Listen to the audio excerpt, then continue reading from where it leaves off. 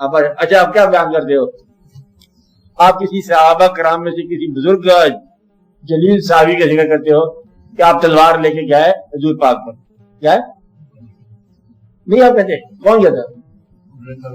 ہاں عمر فاروق رضی اللہ تعالیٰ عنہ.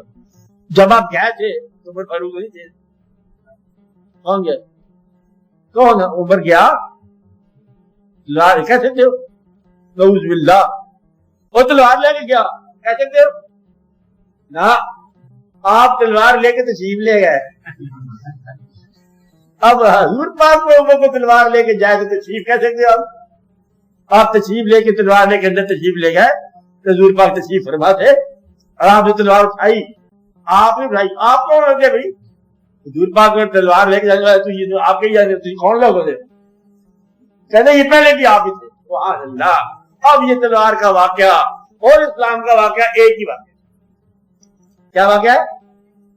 ایک ہی واقعہ ہے. یہ کفر اور یہ اسلام ایک ہی واقعہ ہے اللہ کے ہاں. ہم تو بعد میں سمجھتے ہیں نا کہ اللہ کے ہاں ایک ہی واقعہ ہے، ایک یونٹ ہے زندگی. کیا ہے؟ مشکل ہے سمجھنا.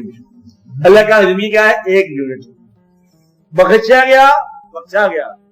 اچھا یہ امت میں یہ لوگ بخشے جائیں گے بخشے جائیں گے اور گلا کہتا تھوڑا مشکل ہے. کیا ہے؟ مشکل ہے. یا اللہ ساری امت کا مطلب معافی کر دے، پاس کر دے. امید ہے نا، امید ہے کہ تجھے نہیں معاف کرنا، اللہ نے معاف کر دینا. ثابت کیا ہوا؟ آپ معاف کر، کیا کرو؟ آپ معاف کر دو کہ یا اللہ ہم نے معاف کر دیا، تو بھی معاف. اب یہ بات دل میں رکھنا کہ وہ کافر جو کہ کفر سے نکل کر صحابہ کرام کے درجے میں پہنچنے والا ہے، اس کے کفر کو بھی برا نہیں کہنا، کہہ سکتے نہیں ہو.